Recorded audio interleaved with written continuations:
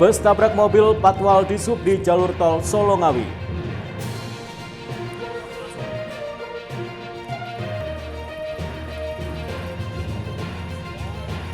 Melihat keseruan wisata petik kelengkeng langsung dari pohonnya.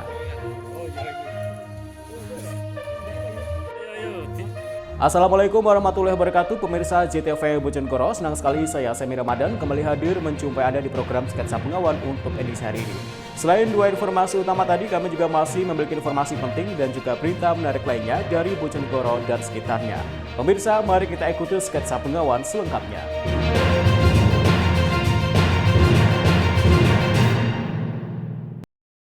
Pemirsa, kita awali informasi yang pertama. Kecelakaan antara bus rombongan mahasiswa dan mobil patwal Dinas Perhubungan Ngawi terjadi di jalur tol Solo Ngawi, kilometer 572. Tidak ada korban dalam kejadian ini, sementara pihak kepolisian masih melakukan penyelidikan terkait penyebab kecelakaan.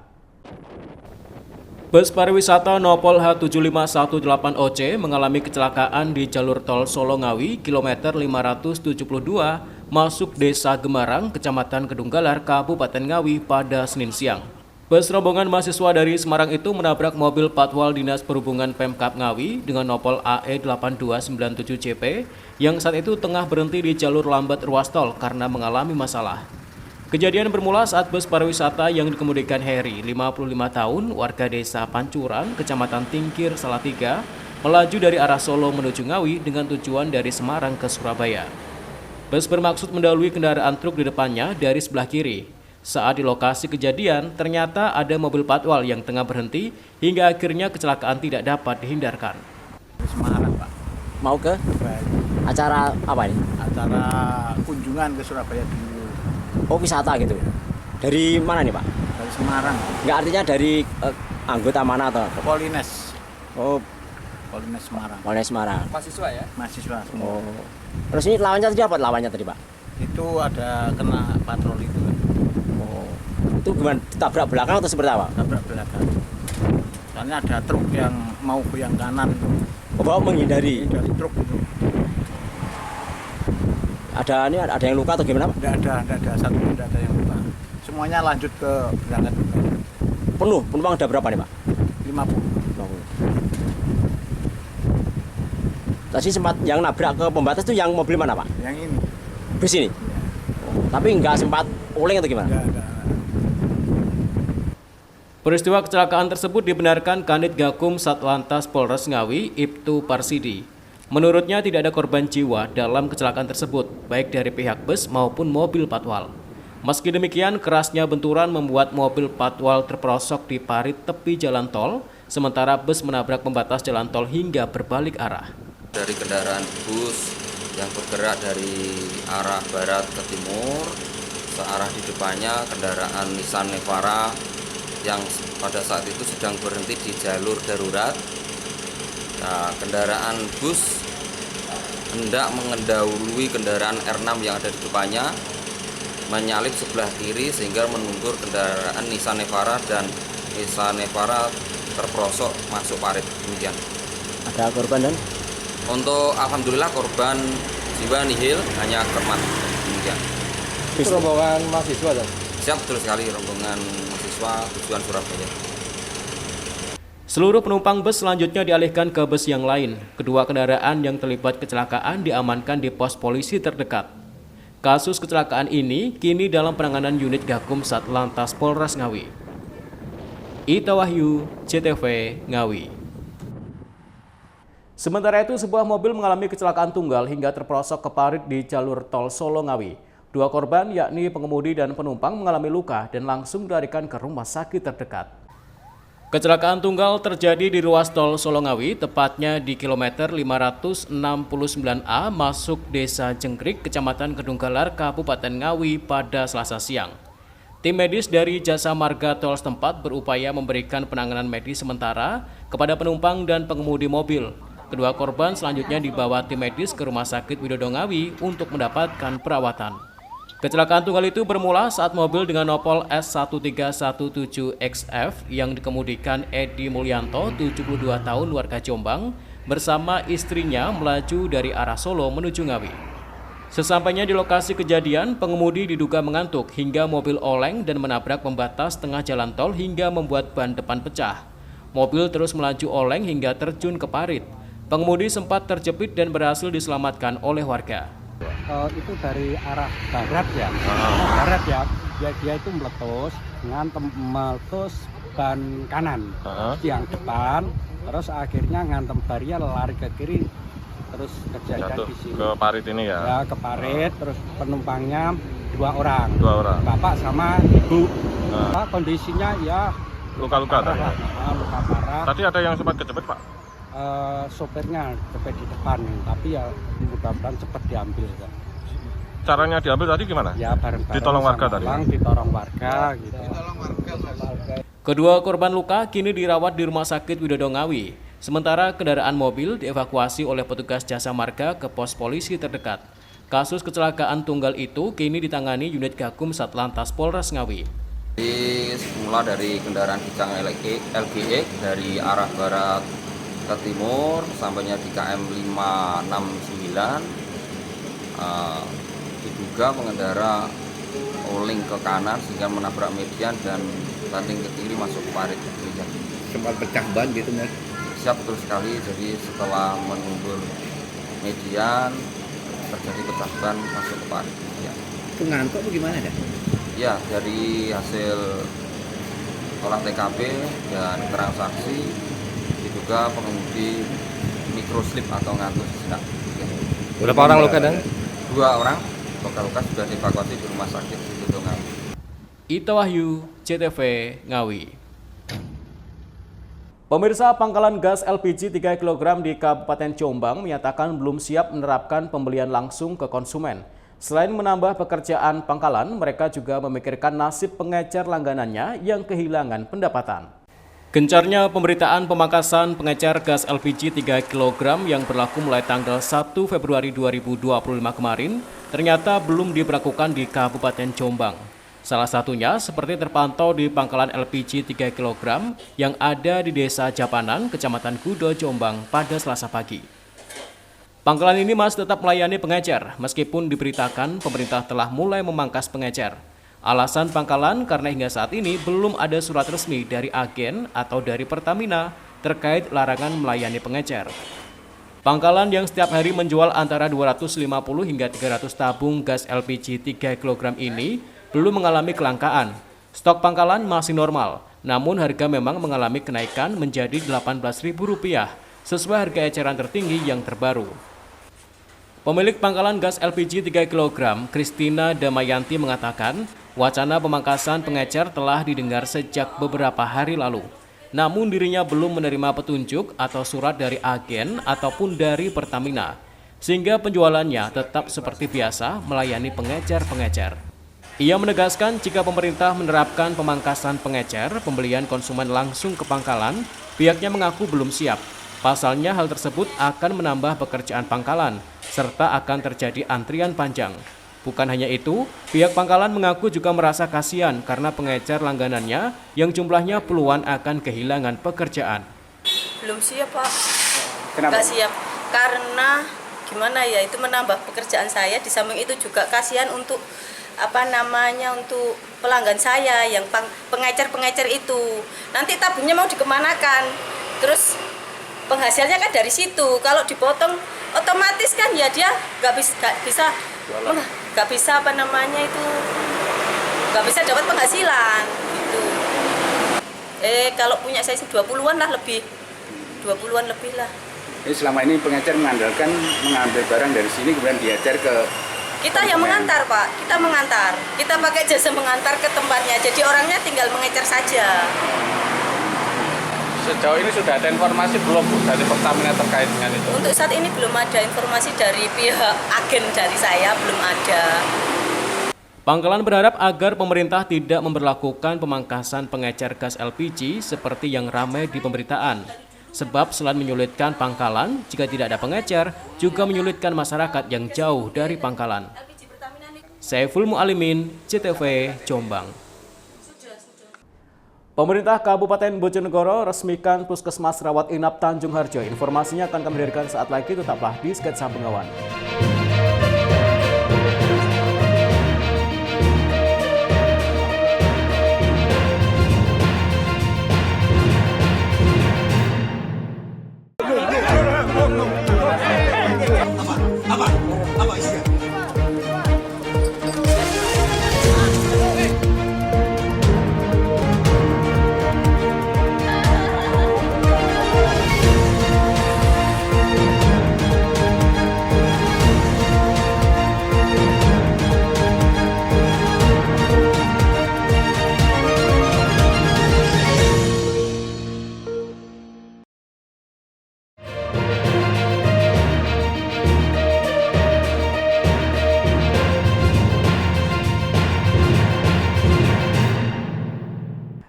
Pemirsa, terima kasih Anda masih di Sketsa Bengawan.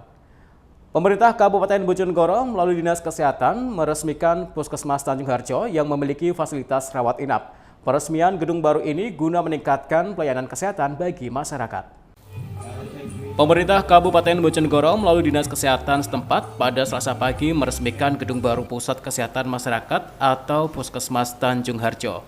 Peresmian gedung baru tersebut secara resmi dilakukan oleh PJ Sekda Kabupaten Bojonegoro Joko Lukito yang didampingi Kepala Dinas Kesehatan Kabupaten Bojonegoro Ani Puciningrum. Gedung Puskesmas Tanjung Harjo memiliki fasilitas kesehatan lengkap baik dari segi peralatan kesehatan memadai, ruang rawat inap, laboratorium, ruang operasi, serta beberapa klaster layanan kesehatan. Kepala Dinas Kesehatan Kabupaten Bojonegoro, Ani Puciningrum mengatakan, jika Puskesmas Tanjung Harjo yang baru ini sudah menggunakan ILP atau integrasi layanan primer yang terbagi menjadi beberapa klaster. Kemudian secara SDM yang ada di Puskesmas Tanjung Harjo juga sudah mencukupi, baik dokter maupun perawat yang akan memberikan pelayanan selama 24 jam. Selain itu, Puskesmas ini juga sudah memiliki beberapa bed yang nantinya dapat digunakan pasien yang membutuhkan perawatan rawat inap. Ani menambahkan di Kabupaten Bojonegoro sendiri sejauh ini sudah ada sebanyak 35 puskesmas, di mana 21 puskesmas sudah memiliki rawat inap, sementara 14 puskesmas lainnya memberikan rawat jalan. Pemkab Bojonegoro sendiri di tahun ini akan membangun 2 puskesmas yakni Dingrau dan Puskesmas Mejuwet melihat kondisinya yang berada di tanah kas desa. Ini untuk Puskesmas sendiri pelayanannya sudah bagaimana, Bu? Ada berapa mungkin pelayanan poli atau kesehatan bagi masyarakat, terus tenaga kesehatannya apa sudah mencukupi di sini Puskesmas? Kalau secara sarana prasarananya pelayanan kita mengikuti ILP, integrasi layanan primer itu terbagi menjadi klaster-klaster. Kemudian untuk SDM-nya, untuk yang SDM rawat jalan sebenarnya sudah cukup, tapi karena ini pengembangan ke rawat inap pada akhirnya nanti kita sesuaikan. Untuk TT-nya ada 10 TT. TT itu tempat tidur. Ruangnya 2, laki-laki dan perempuan itu. Standarnya puskesmas memang seperti itu. Mungkin dari seluruh Kabupaten Bojonegoro sudah ada sekitar berapa puskesmas, Bu? Ada dari 35 puskesmas, ada 20 rawat inap. Nah, ditambah Tanjung Harjo nanti 21 rawat inap. Yang lainnya rawat jalan. Tapi untuk jaga 24 jam tetap semua jaga. IGD dan persalinan jaga 24 jam. Mungkin dari jumlah tersebut ada beberapa puskesmas yang nantinya ada ditingkatkan seperti di Puskesmas Kapas ini, Bu? Tadi seperti yang disampaikan Pak Sekda di pembukaan bahwa rencananya tahun ini kita membangun Puskesmas Ngeraho dan Mejuwet, dikarenakan Puskesmas yang lama itu letaknya di tanah kas desa. Maka nanti tahun ini kita bangun yang Ngeraho dan Mejuwet. Sementara itu, PJ Sekda Kabupaten Bojonegoro, Joko Lukito mengungkapkan peresmian gedung Puskesmas baru Tanjung Harjo adalah salah satu upaya dalam memberikan jaminan sekaligus peningkatan pelayanan kesehatan bagi masyarakat. Kita adalah peresmian gedung Puskesmas Tanjung Harjo yang baru. Dulu kan tepatnya di sebelah barat yang di lokasi pemukiman penduduk padat dan juga tidak terstandar lah. Jadi luas bangunannya sempit, sudah tidak bisa dikembangkan sehingga pemerintah daerah berinisiasi melalui Dinas Kesehatan untuk membangun Puskesmas Tanjung Harjo di lahan yang lebih strategis, lebih luas sehingga bangunannya memenuhi standar dari peraturan Menteri Kesehatan. Nah, mungkin dari peningkatan sendiri mungkin ada harapannya, Pak, dari puskesmas sebelumnya dipindah ke sini seperti apa mungkin dari fasilitas? Ya, makanya dalam rangka apa? Dalam rangka untuk meningkatkan pelayanan. Karena kalau dulu misalkan tempatnya kan sempit, sarana prasarana kan tidak kurang representatif lah, sehingga ada pembangunan di sini sehingga bisa meningkatkan pelayanan. Karena apa? Ruangannya lengkap, sarana prasarana lengkap, juga mungkin kalau lahannya pun juga luas bisa digunakan untuk yang lain-lainnya, sehingga ini dalam rangka untuk meningkatkan kinerja puskesmas dalam memberikan pelayanan kepada masyarakat di bidang kesehatan. Edo Jody Aldian, CTV Bojonegoro. Sementara itu, seorang nelayan di Kabupaten Tuban tewas akibat tersabet tali jaring ikan yang diterjang ombak besar. Korban tewas ketika setelah mengalami luka terbuka di bagian kepala. Warsun, 41 tahun, nelayan asal Desa Palang, Kecamatan Palang, Kabupaten Tuban, harus meregang nyawa di perairan Pulau Bawean, Kabupaten Gresik, setelah tersabet tali jaring yang terdorong ombak besar. Korban tewas seketika dengan luka robek di bagian tengkuk belakang. Oleh awak kapal lainnya, jenazah korban langsung dievakuasi menuju dermaga. Evakuasi dilakukan dengan peralatan seadanya dan dilakukan secara gotong royong oleh para nelayan setempat. Menurut Kanit Reskrim Polsek Palang, Ibda Sugianto, kejadian bermula saat korban bersama 10 anak buah kapal atau ABK lainnya sedang mencari ikan di Laut Utara Bawean yang berjarak 116 mil dari pelabuhan tempat pelelangan ikan TPI Palang, Kabupaten Tuban. Korban yang saat itu menarik tali jaring ikan menggunakan mesin gardan tiba-tiba putus karena ombak besar. Kemudian tali yang patah itu terjatuh, menyabet bagian belakang kepala korban hingga mengalami luka terbuka dan tewas di lokasi kejadian. Yang berjarak kurang lebih 116 mil laut dari pelabuhan TPI Palang atau Laut Utara Pulau Bawean. Korban atas nama Warsun menarik tali payang dengan mesin gardan karena ombak yang cukup besar mengakibatkan roll tali payang tersebut patah sehingga jatuh mengenai kepala bagian belakang dan korban mengalami luka terbuka serta meninggal di tempat, begitu kira-kira. Dan itu jenazahnya langsung makamnya seperti apa? Jenazah itu masih saudara yang punya kapal, itu adik ipar. Segera langsung dimakamkan pada saat itu juga pada sore harinya. Dan saat itu ada berapa nelayan dan yang ikut dalam satu kapal? Kurang lebih sekitar 10 ABK kapal. Sudah kita minta keterangan semua, sudah kita minta keterangan bahwa membenarkan bahwa tali payang yang ditarik oleh gardan itu jatuh mengenai tengkuk korban sehingga mengakibatkan meninggal dunia. Setelah dievakuasi oleh nelayan setempat, jenazah korban selanjutnya dimakamkan di pemakaman umum desa setempat. Sugi Muhammad, Husni Mubarok, JTV, Tuban.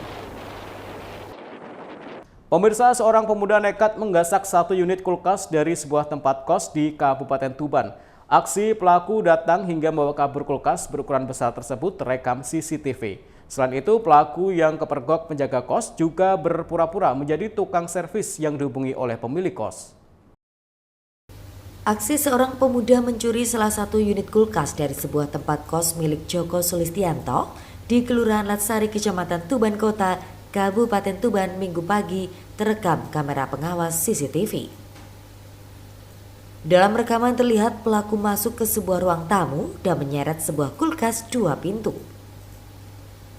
Setelah bersusah payah memindahkan kulkas berukuran besar ini, selanjutnya pelaku berusaha menaikkan barang curiannya menggunakan sepeda motor. Beruntung saat pelaku hendak membawa kabur barang curiannya dipergoki oleh penjaga kos. Karena takut, pelaku sontak berpura-pura menjadi tukang servis kulkas dan mengaku dihubungi oleh pemilik kos.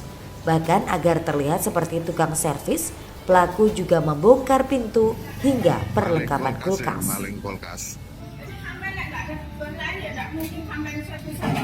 Setiap servis itu mengenal saya, tidak ada yang tidak mengenal. Ya jenenge servis mesti izin sing duwe sik. Karena curiga, penjaga kos lantas mengkonfirmasi klaim pelaku kepada pemilik kos. Ternyata pemilik kos mengaku tidak merasa menghubungi tukang servis. Kejadian ini selanjutnya dilaporkan kepada pihak kepolisian. Yaitu mau servis. Nah, sebelumnya yang punya kos kan belum ada koordinasi sama saya kan, nggak ada jadwal ada servis, apakah itu kan nggak mungkin kan seperti itu. Nah, itu awal curiga saya, langsung kita amankan. Amankan pertama itu kontaknya yang kita amankan. Karena apa? Kulkas mau dinaikkan ke motornya terus segini. Yes, emangnya nasibnya lah, ya goblok, maling goblok lah ya, atau belajar ya. Pak, itu sempat dinaikkan kulkasnya, Pak? Ya tadi sempat mau dinaikkan, terus dia itu nggak muat, nggak kuat buat nahan beban seberat gini ya. Akhirnya jatuh. Nah, itu. Terus ada suara jebrak, kita samperin, ternyata ada indikasi mau curi kulkas itu. Terus selanjutnya dilaporkan polisi atau gimana? Ya langsung kita laporkan ke bosnya dulu, terus bosnya langsung ke laporan ke Polsek.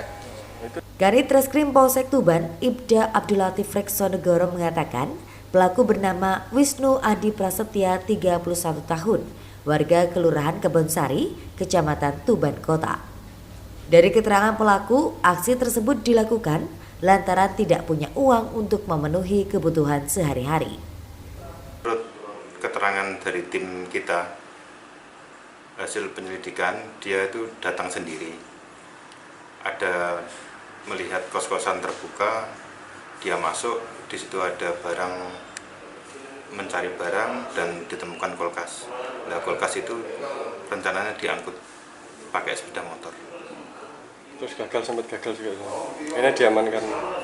Dipergoki dengan dipergoki sama penjaga kos-kosan, sehingga batal, nggak terjadi pencurian itu. Itu alasan pelaku mengambil kulkas itu? Menurut keterangan dia hanya kurang uang untuk ekonomi. Oleh petugas, pelaku langsung dibawa ke Polsek Tuban untuk dimintai keterangan. Sembari menunggu proses hukum, pelaku juga ditahan di sel tahanan Polsek setempat. Siki Muhammad, Husni Mubarok, CTV, Tuban. Pemirsa, sesaat lagi kami akan mengajak Anda untuk melihat keseruan wisata petik kelengkeng langsung dari pohonnya. Tetaplah bersama kami.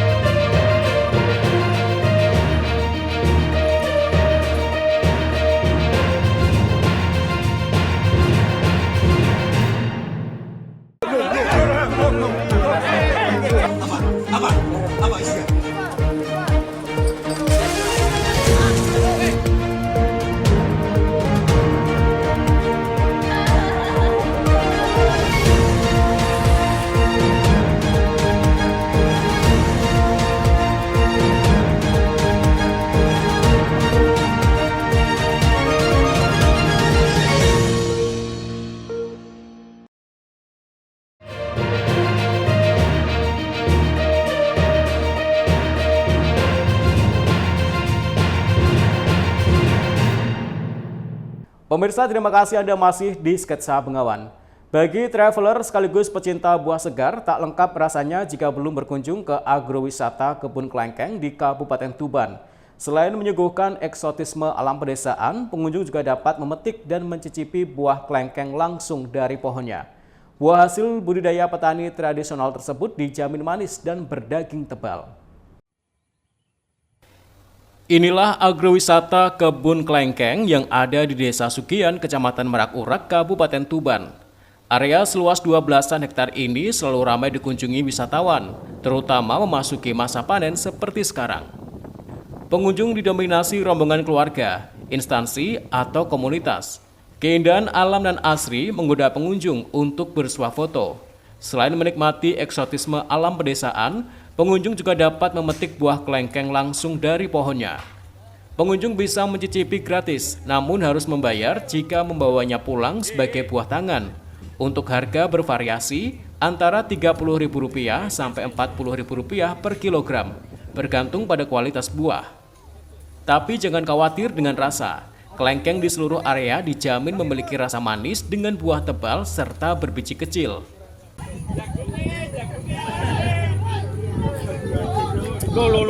Pak, ini pengunjung dari mana ini, Pak? Dari Gresik, Pak. Ini kesini sama siapa saja, Pak? Sama rombongan. Dalam acara Festcation. Iya. Ya. Sekalian ini ya wisata kelengkeng itu, Pak, ya. Wisata kelengkeng. Ini tadi metik bareng-bareng, Pak. Metik bareng-bareng. Dapat banyak, Pak? Alhamdulillah banyak, gratis. Rasanya gimana Pak kelengkengnya? Rasanya manis, enak. Dari Madiun, Vesrat, tanpa dutan. Ini kesini sama siapa saja Bu? Sama rombongan, kebetulan ada teman dari Jogja juga, dari Bantul juga. Dalam rangka apa ini? Festcation 8. Terus kalian wisata kelengkeng ini Bu ya? Ya, sekalian wisata kelengkeng. Kebetulan tempatnya kan di kebun kelengkeng. Ini tadi Medik dapat banyak Bu? Lumayan dapat satu, apa itu? Satu karung. Rasanya gimana Bu? Rasanya enak, manis. Dalam area ini hanya membudidayakan satu jenis kelengkeng yaitu kateki atau new crystal. Meski sebagian besar telah menghasilkan buah, namun waktu panen dibuat bergantian. Setiap pohon mampu menghasilkan 40-50 kg buah kelengkeng segar. Untuk promosi, para petani biasanya memposting pohon yang mulai memasuki masa panen. Selanjutnya, pengunjung akan menghubungi untuk membuat janji sehingga petani dapat mempersiapkan diri. Luas area agrowisata ini sekitar 2,5 hektar dan dulu difungsikan sebagai waduk karena di dataran rendah. Dan karena sudah begitu lama tidak ada pengerukan, maka waduk ini akan dangkal. Dan karena dangkal, maka berbarengan dengan perkembangan tanaman buah kelengkeng ini juga membutuhkan tempat untuk sarana penunjang wisata, maka kami manfaatkan, kami kembangkan menjadi lokasi agrowisata. Dan juga begitu juga karena ini juga menjadi waduk yang dimanfaatkan oleh teman-teman pertanian, maka ada sebagian area di lokasi ini sekitar kurang lebih 3.000 meter persegi tetap kita manfaatkan waduk. Kini pengelola agrowisata juga menyediakan fasilitas camping ground bagi pengunjung yang ingin menginap di alam bebas. Belum ada tiket masuk, pengunjung hanya diminta mengisi kas seikhlasnya. Siki Muhammad, Husni Mubarak, JTV, Tuban. Sementara itu, Kiai Haji Yusuf Hasim, salah satu pengasuh pondok pesantren Tebu Ireng sekaligus kiai militer, diusulkan menjadi pahlawan nasional. Usulan tersebut mencuat dalam acara bedah buku biografi Kiai Haji Muhammad Yusuf Hasim, kiai militer pengawal ideologi NKRI berbasis pesantren. Usulan pengangkatan Kiai Haji Yusuf Hasim sebagai pahlawan nasional muncul dalam acara bedah buku di Aula Yusuf Hasim, Tebu Ireng, Kabupaten Jombang pada Senin siang. Ratusan pengunjung yang hadir mendengarkan kiprah dan pengabdian Kiai Haji Yusuf yang dirangkum dalam buku biografi Kiai Haji Muhammad Yusuf Hasim, kiai militer pengawal ideologi NKRI berbasis pesantren. Dalam kegiatan tersebut, Menteri Kebudayaan Republik Indonesia Fadlizon hadir secara virtual. Sedangkan di lokasi acara hadir mantan Menteri Sosial Khofifah Indar Parawansa sekaligus Gubernur Jawa Timur terpilih, beserta pengasuh Pondok Pesantren Tebu Ireng, Kiai Haji Abdul Hakim Mahfudz dan keluarga Kiai Haji Yusuf Hasim. Perwakilan keluarga Kiai Haji Irfan Yusuf mengatakan usulan ini sebenarnya bukan hanya dari keluarga, namun dari kalangan luar. Karena melihat perkembangan teknologi dan ilmu pengetahuan, keluarga memandang perlu mencatatkan nama Kiai Haji Yusuf Hasim sebagai salah satu suri tauladan dalam sejarah. Apalagi kiprah Kiai Haji Yusuf Hasim cukup besar dalam perjuangan menjaga NKRI. Sebetulnya permintaan dari para kiai, alumni dan teman-teman beliau sudah lama untuk mengusulkan beliau menjadi pahlawan nasional. Tapi kami keluarga masih bimbang, bukan apa karena kami tahu bahwa beliau itu tidak ingin dijadikan pahlawan, kami tidak ingin. Tapi seiring perjalanan waktu kita mulai berpikir bahwa ini bukan untuk beliau, tapi untuk anak cucu dan santri-santri beliau nantinya sebagai bahan untuk pelajaran mereka bahwa pernah ada seorang namanya Yusuf Hasim itu jadi santri yang berjuang sekaligus pahlawan nasional yang harus kita teladani. Itu yang penting, cuma itu aja. Karena kita juga tahu bahwa beliau nggak ingin beliau itu. Kiai Haji Muhammad Yusuf Hasim atau akrab disapa Pak Ud merupakan pengasuh Pondok Pesantren Tepu Ireng Jombang periode 1965 hingga 2006. Dalam perjuangannya, putra Hadratus Syekh Kiai Haji Hasyim Asy'ari tersebut banyak berkontribusi di berbagai bidang, mulai dari militer, politik, sosial, kenegaraan, hingga pendidikan. Dalam kegiatan tersebut, penulis buku Agu Irawan memaparkan proses penulisan biografis tebal 246 halaman tersebut. Saiful Mu'alimin, CTV, Jombang. Pemirsa, untuk menanamkan toleransi umat beragama sejak usia dini, ratusan murid kelompok bermain TK Katolik Santo Paulus Bojonegoro melakukan kunjungan pembelajaran di Kelenteng Hokswibio setempat. Dalam kunjungan ini, mereka dikenalkan peribadatan umat Konghucu, pemuka agama Konghucu, hingga majelisnya. Pengurus Kelenteng Hokswibio Bojonegoro menerima kunjungan dari ratusan murid dari kelompok bermain dan TK Katolik Santo Paulus Bojonegoro pada Selasa pagi. Kunjungan ini dilakukan dalam rangka penguatan profil pelajar Pancasila sekaligus bertujuan untuk menanamkan toleransi antar umat beragama. Kedatangan murid sekolah usia dini di kelenteng setempat disambut langsung oleh pengurus. Di sini, para murid dikenalkan terkait seputar tempat ibadah kelenteng, kemudian rangkaian ibadah hingga diperkenalkan dengan pengurus. Bidang peribadatan TITD Hokswibio Bojonegoro, Ko Jiansang mengatakan, kedatangan murid dari kelompok bermain TK Santo Paulus Bojonegoro ini sebagai bagian dari moderasi beragama. Dengan mengusung tema, kita semua bersaudara, maka semua adalah bagian dari saudara. Ko Jiansang menambahkan, jika para murid diperkenalkan dengan peribadatan agama Konghucu, para pemuka agama, serta majelis Konghucu. Kunjungan ini menurutnya sangat penting sebagai bentuk edukasi, serta mempererat toleransi antar umat beragama. Sebetulnya adalah moderasi beragama. Tapi tema yang disampaikan ke kita adalah tentang persaudaraan. Jadi semua adalah saudara.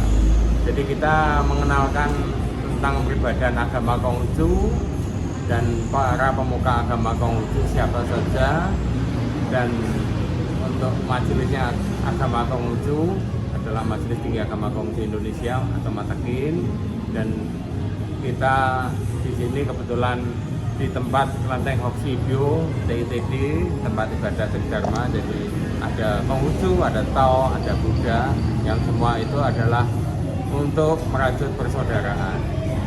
Mungkin ada tanggapan tersendiri kok dengan adanya seperti ini dari beberapa umat berkunjung di Kelenteng. Tanggapannya bagaimana pihak Kelenteng sendiri? Tanggapan kita bersyukur dan berterima kasih karena kita juga sering menerima beberapa edukasi dari SMA Negeri,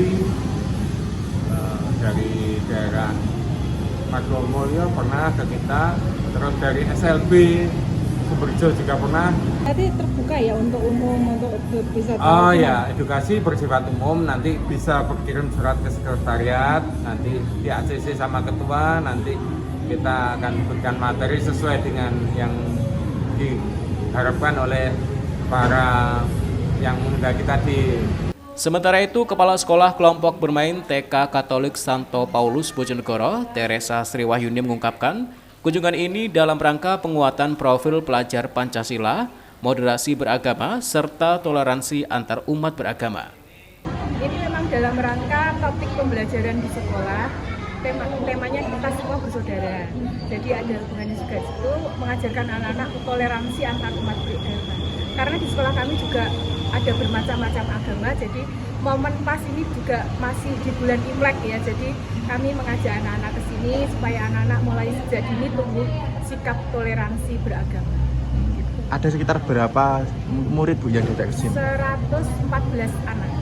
Ya, dari usia 2 tahun sampai 6 tahun. Mungkin ada rencana di tempat ibadah lain biasanya yang sudah dikunjungi atau belum? Kemarin sudah ke gereja juga, di gereja Katolik juga, dan rencana mungkin nanti ke tempat ibadah yang lain sesuai dengan agama yang ada di Indonesia.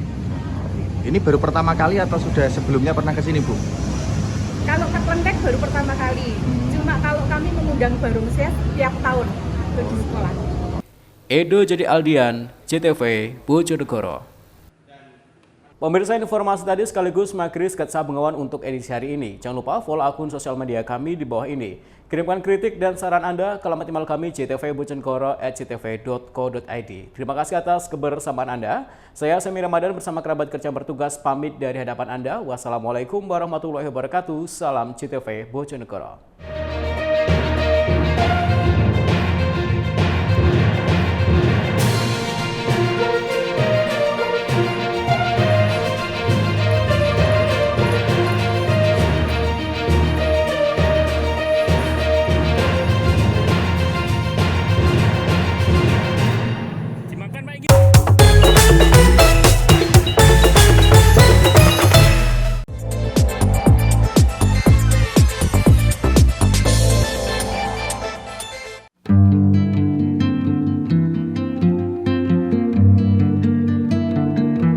Pemerintah Kabupaten Bojonegoro meresmikan Gedung Pusat Informasi Geologi atau PIG Geopark Bojonegoro bertempat di Jalan Panglima Sudirman nomor 24 pada Senin 3 Februari 2025. Gedung PIG ini diharapkan mampu menjadi ikon baru Bojonegoro untuk bisa memperoleh pengakuan UNESCO Global Geopark atau UGGP. Turut hadir dalam kegiatan ini, Forkopimda dan PJ Ketua Dekranasda Kabupaten Bojonegoro, Dian Adianti Adrianto, serta sejumlah pejabat kepala dinas lainnya, perwakilan pemerintah Provinsi Jawa Timur dan Perhutani. Sementara itu, Kepala Pusat Survei Geologi atau PSG Badan Geologi Kementerian Energi dan Sumber Daya Mineral atau ESDM, Edi Slameto, hadir secara daring dan memberikan ucapan selamat dan sejumlah arahan informasi geologi Geopark Nasional Bojonegoro menuju pengakuan UNESCO. PJ Bupati Bojonegoro Adrianto mengatakan, peresmian PIG ini menjadi langkah besar menuju UNESCO Global Geopark atau UGGP. Pihaknya berterima kasih dan mengapresiasi semua dukungan kepada pemerintah Kabupaten Bojonegoro untuk menuju UGGP. Peresmian PIG menjadi langkah awal menuju Bojonegoro yang membanggakan. PJ Bupati Adrianto menambahkan, PIG Geopark Bojonegoro menjadi investasi awal untuk Bojonegoro di masa depan. Selain itu, juga dibutuhkan peran akademisi untuk menggali potensi di Bojonegoro. Pihaknya berharap gedung PIG ini akan jadi ikon baru dari Bojonegoro.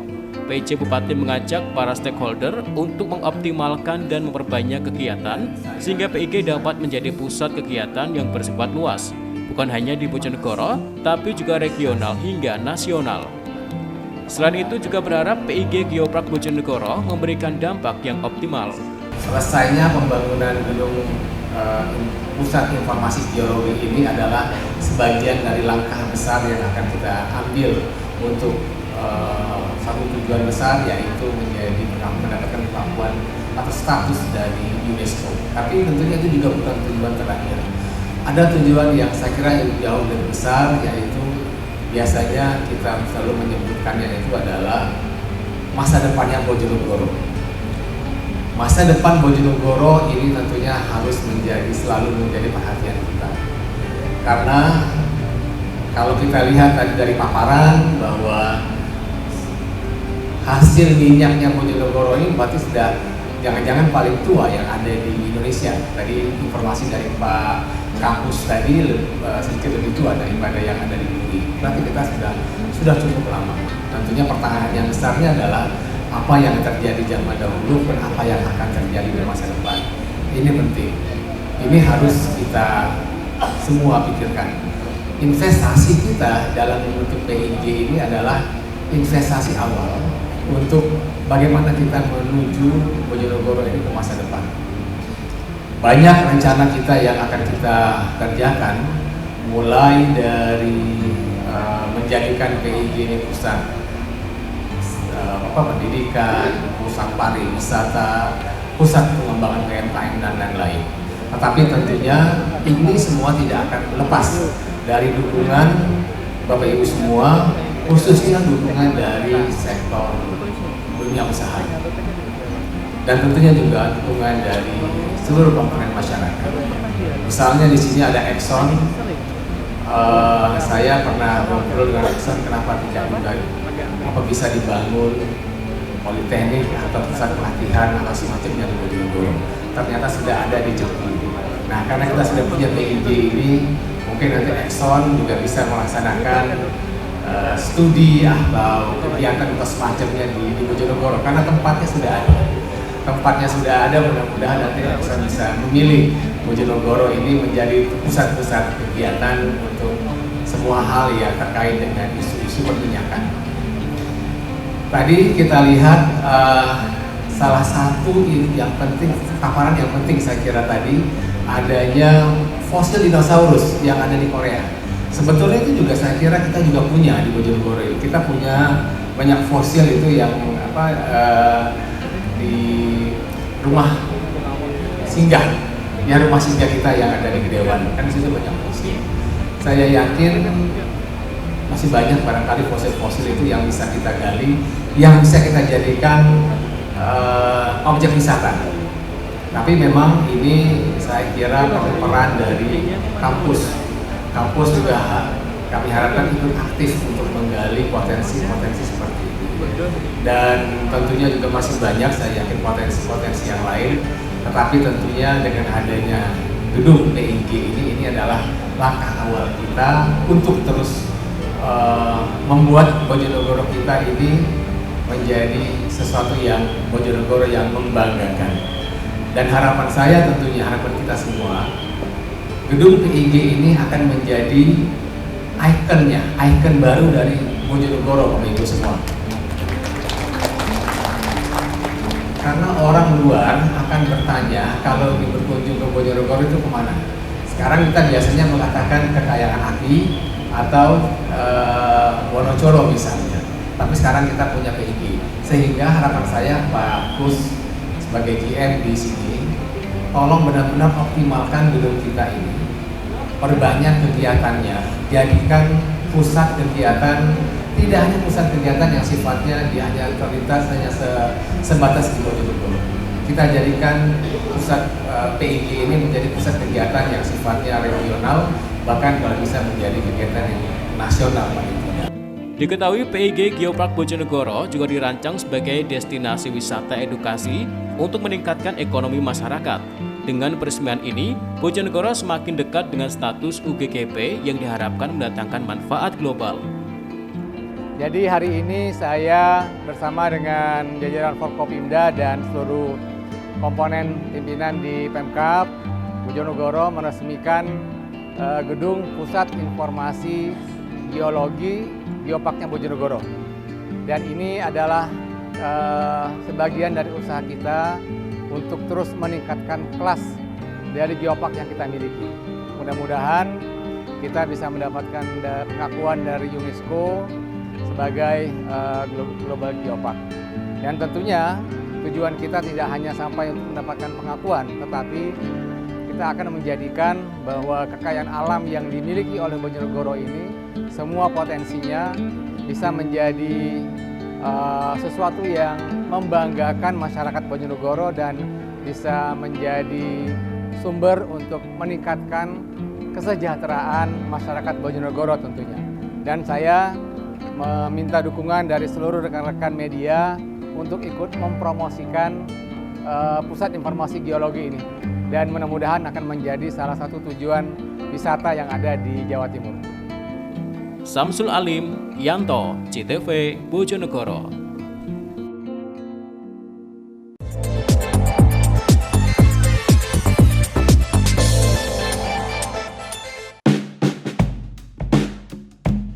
Gedung Pusat Informasi Geologi atau PIG Geopark Bojonegoro senilai 4,2 miliar rupiah telah diresmikan pada Senin 3 Februari 2025. Gedung baru yang menempati bekas kantor Dinas Sosial di Jalan Panglima Sudirman nomor 24 ini diharapkan menjadi ikon baru Bojonegoro untuk bisa memperoleh pengakuan UNESCO Global Geopark atau UGGP. General Manager Geopark Bojonegoro, Kusnandaka Catur menjelaskan, Kabupaten Bojonegoro memiliki warisan geologi yang luar biasa. Adapun tema utama Geopark adalah warisan minyak bumi untuk masa depan yang berkelanjutan, menjadi pengungkit ke depan Bojonegoro makmur dan membanggakan. Kusnandaka menambahkan, perjalanan Geopark Bojonegoro ini sudah melalui tahapan panjang. Mulai November 2017 ditetapkan menjadi Geopark Nasional dari potensi yang ada.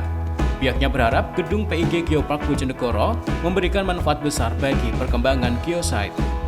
Adapun visi Geopark Bojonegoro ini adalah menjadikan Geopark Bojonegoro sebagai destinasi pariwisata edukasi dengan mengedepankan pemberdayaan masyarakat dan konservasi alam. Dalam rangka persiapan menuju UNESCO Global Geopark tahun 2025, berbagai upaya telah dilakukan oleh BP Geopark Bojonegoro, antara lain melakukan review dokumen Geopark perencanaan Geopark, dan alhamdulillah baik dari sisi master plan, rencana induk maupun dokumen-dokumen yang lainnya telah dilakukan evaluasi oleh Kementerian PPN atau Bappenas, dan alhamdulillah sudah dapat mendapatkan review dan proses selanjutnya penetapan dalam peraturan daerah.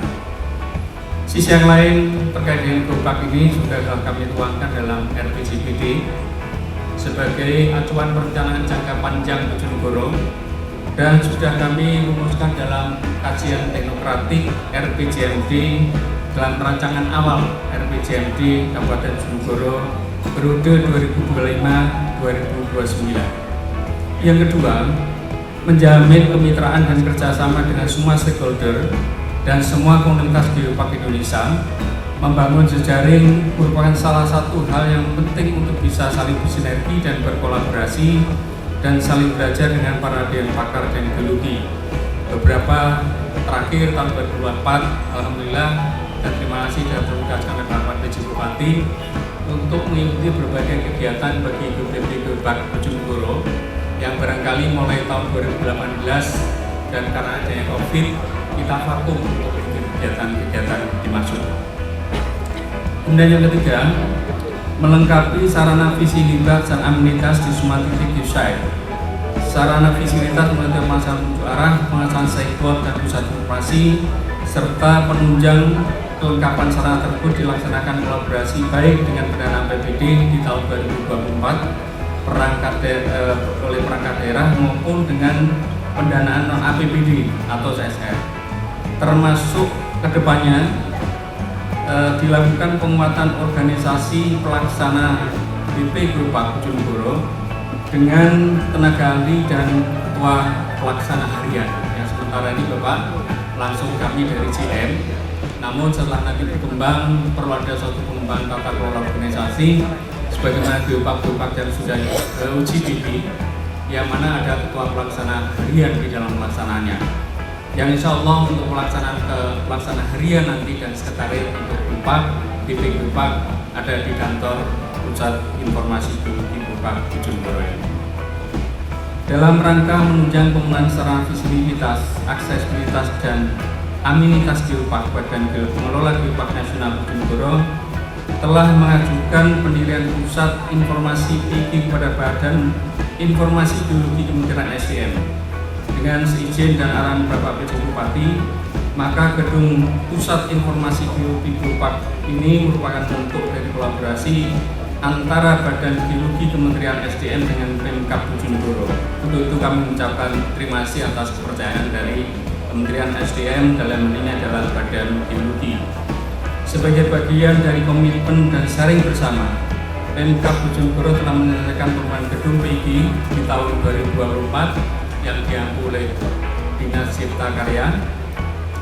Sedangkan untuk isian dari gedung PIG ini akan divalidasi oleh Badan Informasi Geologi Kementerian SDM tahun 2025 yang diawali dengan DD nanti adalah bulan April 2025, dan selanjutnya pelaksanaan pengisian dan sebagainya yang nanti secara detail akan tersampaikan oleh Bapak Edi Slamento, Kepala Pusat Survei Geologi Badan Geologi Kementerian SDM yang dilaksanakan secara daring.